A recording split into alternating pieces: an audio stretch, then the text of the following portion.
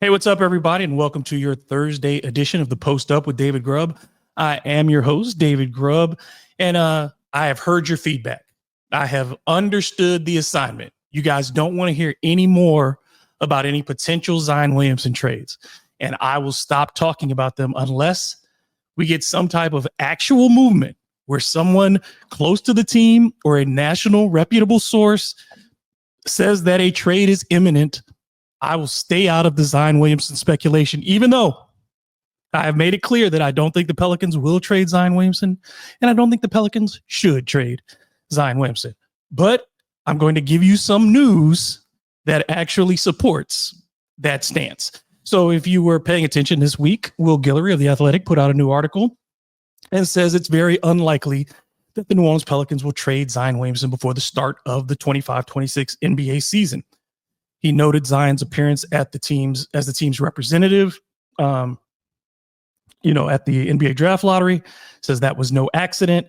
And he says that move indicates that the organization has an intent to make him the face of the franchise. And I think that is a big step. And we've talked about this before in the fact that the Pelicans have never really centered Zion in their plans. They've always tried to mitigate against his potential absences. Going back to his rookie year, there's always been, in my opinion, a dual team building agenda where they built one team for Zion Williamson and they built one team to complement Brandon Ingram. And those two teams never could work together well enough to get the Pelicans past the first round of the playoffs. Of course, Zion's absence in those playoff rounds certainly had an impact as well. But ultimately, the 6 years that we've already had so far have been a failure.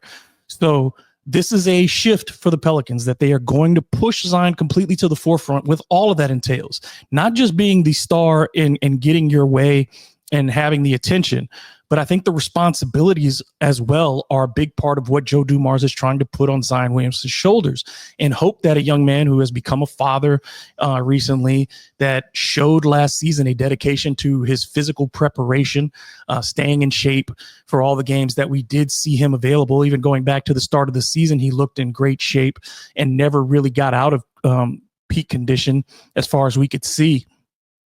Then it looks like if Zion is maturing, the Pelicans want to put the weight on him to continue to grow. And I think ultimately it's a sink or swim proposition for Zion. If you want to take this, if you want to go to the next level, if you want this to be your franchise, it is here for the taking now. But if you fail, if you cannot play 65 plus games, if you cannot produce, if you cannot lift this team, then I don't think Joe Dumars and company will hesitate to move beyond Zion at the end of the season, or if it comes to it during the season, if it just gets that bad. But for now, it looks like Joe Dumars has placed his support in the Zion Williamson camp. Further supporting this, Will Guillory says that there have been ongoing discussions between Zion's camp and Joe Dumars, and that the Pelicans' new head of basketball operations is feeling very positive about his conversations and the current direction of the team with Zion's role in it. So I think that defining his role is important. The Pelicans at times have been reluctant to make him the star player, whether it's been in interviews, whether it's been around the facility where there was a giant mural and Brandon Ingram was at the center of that mural, or whether it's player introductions with Zion rarely being introduced as last before Brandon Ingram was traded. I think now those things are going to change, and Zion will be the centerpiece. Dumars was obviously, when he came in, he was very serious about there not being a mandate that he trade Zion, though it appears that the other mandate, the one towards keeping Willie Green, does seem to be in place. And Zion is showing, I guess, some desire to influence the Pelicans and have a greater role in the organization. I wonder how that extends to his relationship with Willie Green. I wonder if Zion will be more proactive in discussing how he's utilized on the court, and the teammates around him and how they fit with him. I don't think any player should have final say over roster moves, but I think a franchise player in any circumstance with some years behind them deserves at least to be heard. And does Zion finally make his voice heard? And I think that's been something that's been absent for the first 6 years of his career. We know the story about Zion's tenure. We know that in 4 of the 6 seasons he's been in New Orleans, he's played 30 or fewer games. We know ultimately, though, is that it's rare to find a player of his talent and his ability to change games and single-handedly alter the impact, alter the direction of your franchise. He is one of those few players. And the Pelicans seem to believe at this point that he can be a major contributor to their future going forward. In the broader context, you look at the offseason, and the NBA is clearly about to go through one of the most active offseasons we've seen in quite some time, because there aren't a lot of free agents. It looks like a lot of teams are trying to make trades, and draft capital could certainly be a part of that. But for the Pelicans, holding on to Zion in the storm of all these trades could actually put them in a position at a time when there are fewer players on the landscape. You don't want to be in it right now while everybody's making moves and there may be fewer assets. You want to see, if you are going to move on from Zion in the future, you want to see where the dust settles and maybe get a much better deal. Though it's hard to imagine how much Zion can raise his value this year. There will always be some hesitancy on teams considering his injury history, that even if he plays 80 games this upcoming season, if he's there for 80 to 82 games, there will still be doubts as to whether or not he can do that year in and year out. So it'll always be hard to really maximize your return as you might have with, let's say, an Anthony Davis. So I think what this looks like is that the Pelicans are holding their cards a little bit and going to see how this plays out. And I think that was always the intention, that when Joe Dumars came here, he did not want to make any early pronouncements without seeing what this group could do on the court. And that includes apparently Willie Green, and just see what if a healthy group, and I know that's the biggest stressor in all of this, but to see if a healthy group can achieve something together and what pieces are missing when that group is healthy. What are the real changes that have to be made? And I think that's the direction that the New Orleans Pelicans are headed in. And ultimately, whether you are a Zion Williamson fan or not, whether you're ready for this era to be over or not, I think you have to understand the business side of making these choices as the Pelicans are. I think this is to maximize ultimately the value you have in Zion Williamson. It's to make sure that if he's going to succeed, you've given him every opportunity to succeed with you. And that if it doesn't work, then ultimately you're looking at, you want to say that this player just isn't going to work for anybody because of A, B, and C. But you don't want it to be where you are the reason that it failed and that he goes off somewhere and does achieve the things that you've always believed that he was capable of. So I think there's a commitment to Zion and a belief in him and ultimately in his ability to raise both the floor and the ceiling of this franchise. If he is available, if he plays 65 games at the minimum, then you know that by and large, the Pelicans are going to win more than half those games. That's been the case ultimately with him on the court, is that the Pelicans are a better than 500 team with him, and they are an under 500 team without him. He is important to their on-court success to whatever degree that he is able to provide his talents to this team. You hope it's for an extended amount of time that ultimately leads in a playoff appearance for Zion, who has never played in a playoff game, obviously. But at this moment in time, I think it's important for everybody involved to say, especially in this offseason, to say, okay, we're moving beyond. And so I'm going to move beyond to, again, you will not hear any more trade speculation from me about Zion Williamson unless we actually have something to report on. All right. I think that should make everybody a little bit happier. On the other side of the front office, Joe Dumars has announced officially 3 hires to support him in his role of executive vice president of basketball operations. We already knew about Troy Weaver, who had been named the senior vice president of basketball operations. Weaver brings experience from several organizations, most recently serving as an advisor with the Washington Wizards. Before that, of course, he was general manager for the Detroit Pistons for 4 seasons in a relatively unsuccessful tenure, going 74 and 244 during that time. But what you like about Troy Weaver is his background in talent evaluation. Certainly, he drafted Cade Cunningham and a lot of the core pieces of that Pistons team that made one of the biggest one-year leaps in basketball history. And you've seen that team kind of develop and have its own identity as a very strong defensive team centered around Cade Cunningham and his talents. He also worked in the front office with the Utah Jazz and had a lot of experience with the Oklahoma City Thunder when they were building that franchise up the first time. So you look at him as a real addition on that side, but also someone who has familiarity with Joe Dumars from that, though they didn't work together directly in Detroit. Certainly a Detroit connection there.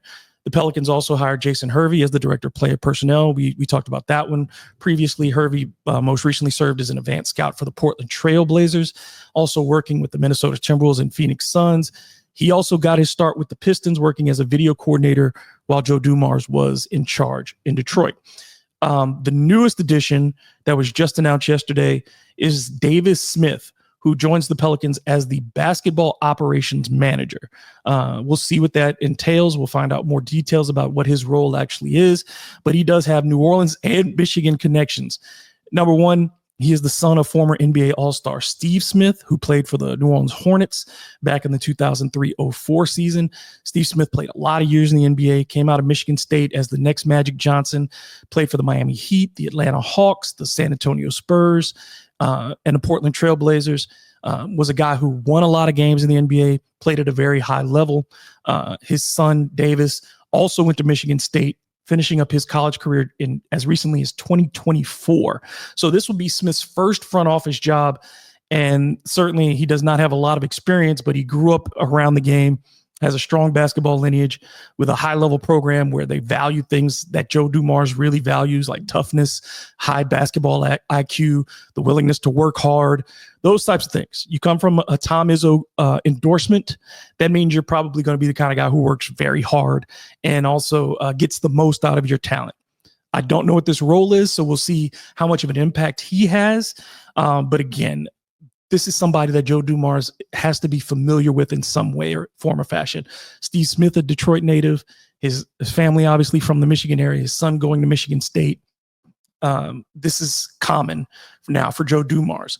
I think what the one thing you're looking at is, again, what does Bryson Graham's role look like going forward? He is still the team's general manager after being appointed to that role by David Griffin a year ago. So we'll see what Bryson Graham's role is in whether it's still on the drafting side or if he's going to be more on the operations side and dealing with the coaching staff and dealing with players and those types of things.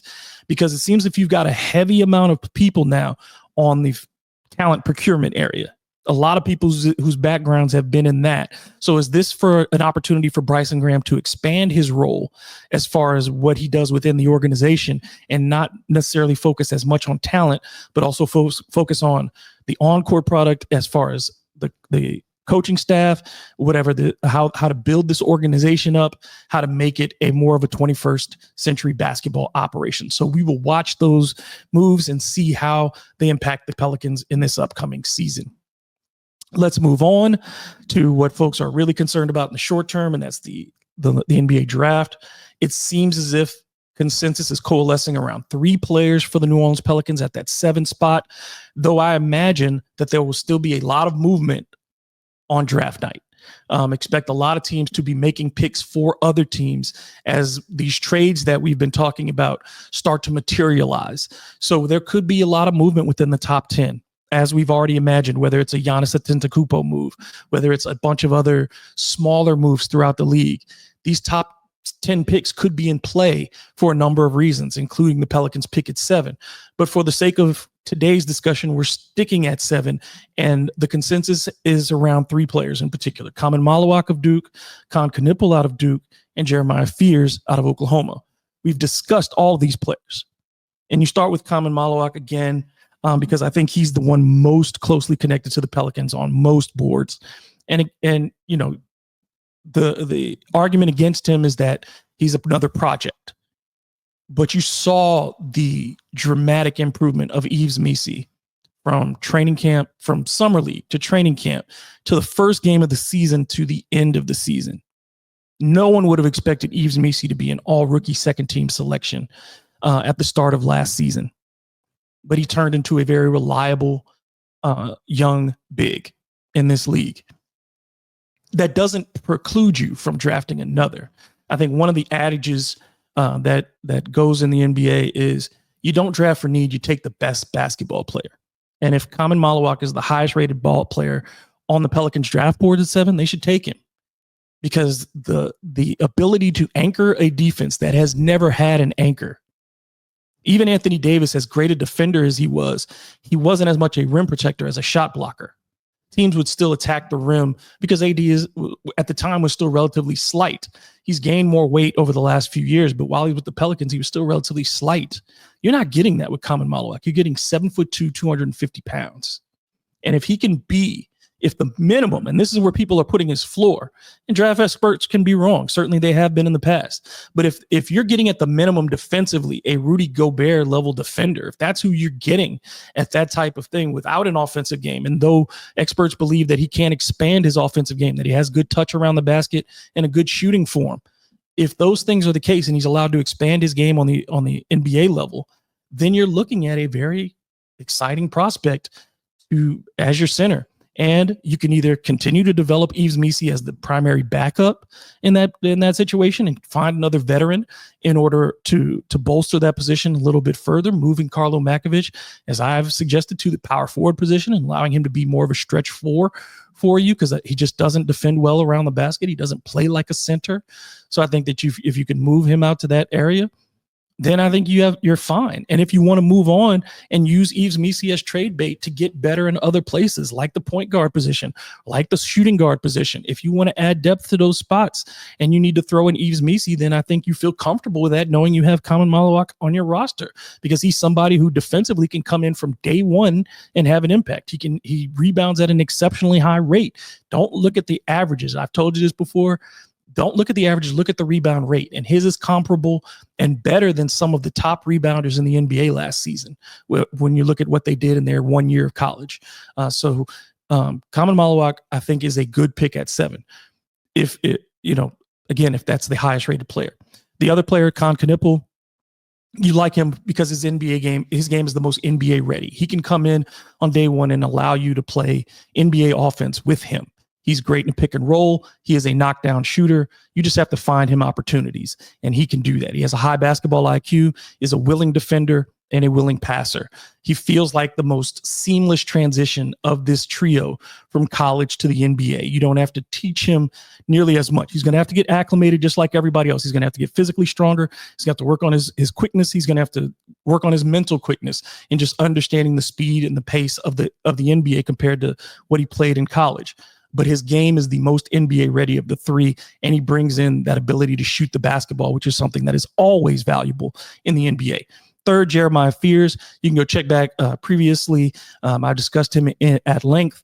Again, you understand that coming in as a point guard and a playmaker is the most difficult transition to make from college. He is short at 6'4", though not incredibly so. But he's not a great playmaker at the position. High turnovers, a good mid-range shooter, a very good free throw shooter, but not a great three-point shooter. The transition for him, he would not be able to start for you most likely in game one of the season. Somebody that you'd have to bring along and find him opportunities for success. And you wonder in that mix if he's a backup point guard. We've seen this team rely heavily on Jose Alvarado as a backup, depending on what they do at the starting point guard position. So if Jose Alvarado's getting heavy minutes as that backup point guard, where does somebody like Jeremiah Fears fit in a situation where Willie Green has shown that he doesn't really want to throw rookies into the fire unless they can be exceptional defenders like a Herb Jones? Trey Murphy did not get a ton of playing time his rookie year. Jose Alvarado did because he was giving you Grand Theft Alvarado steals and harassing people for 94 feet of the basketball court. So as you look at those things, it looks very difficult for Jeremiah Fears to find his way into the rotation and to make significant contributions to the Pelicans in the short term. You also look at this as, can the Pelicans maybe move up in the draft as well? And again, I think it's possible, but what are you giving up and to move? I don't know if CJ McCollum and Kelly Olynyk are enough to necessarily give the Pelicans a lot of flexibility to move up in the draft. We'll see how that goes. I think the other consideration for the Pelicans is they have to hit hard on this draft pick because they just don't have a lot of money in free agency. You know, they've already got 12 players under contract.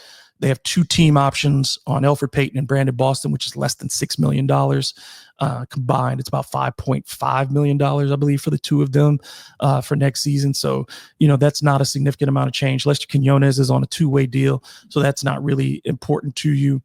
I think the other part is, you know, Bruce Brown has a pretty significant cap hold as well. So we'll see if the Pelicans try to include him in any sign and trades. But I don't know what teams are going to be willing to give up assets besides from teams that are already familiar with Bruce.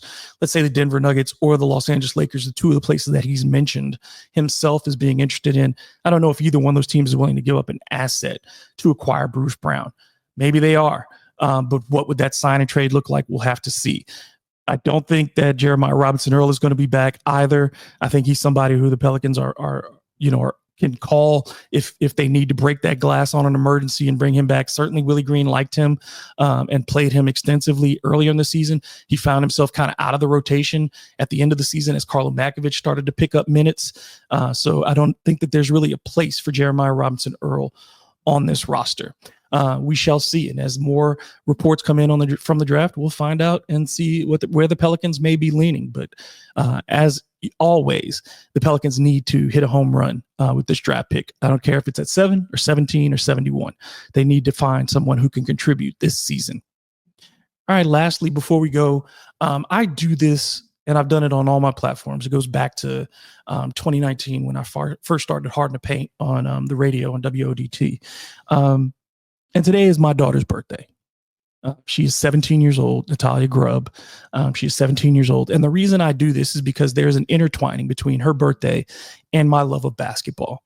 I very clearly, as any parent does, remember the day that she was born.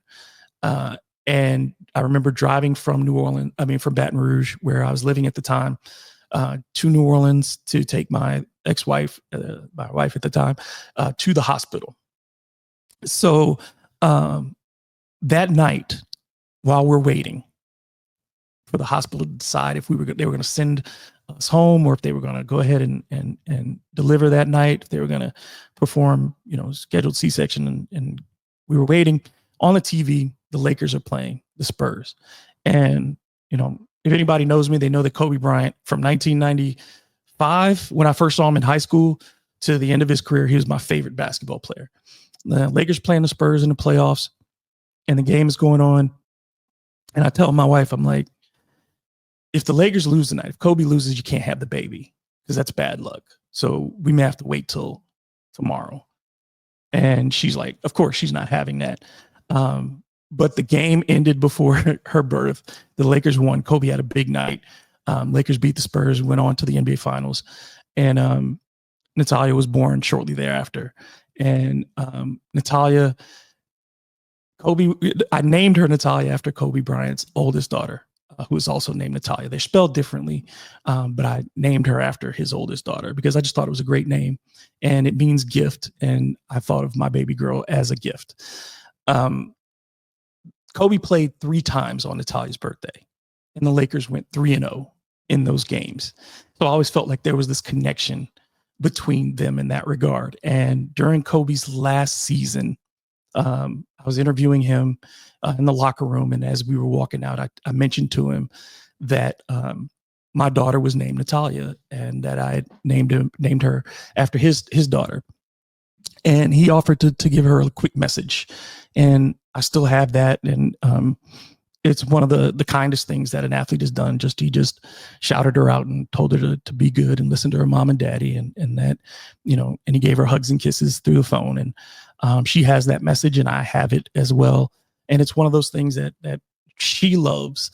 And through this career of mine, I've been able to introduce her to a lot of people. But that was a really special moment for me, as somebody who covers the sport of basketball, who loved Kobe Bryant as much as I did, but also as much as I love my daughter more than anything else in the whole world. And so to tie in these things that I really care about and am passionate about in one way just means a lot to me. And it's an experience and a day, of course, that I'll never forget. But that tie-in, comes around every year, and I just think about that. So I wanted to just give a shout out to my baby girl on her birthday, and I'm so proud of her, going into her senior year of high school. And I just want her to know that I couldn't have asked for a better daughter and I strive every day to be the dad that you deserve. So that's how I'm going to end the show today. Thank y'all so much for watching. I appreciate you each and every time you click that like button. Please do hit the subscribe button, hit the notification bell so you don't miss an episode of the Post Up. And I will be back next Monday to do it all again. So y'all enjoy your weekend. Make sure you check us out on Sunday for the live show with the guys. And until then, y'all have a great time. Talk to you soon.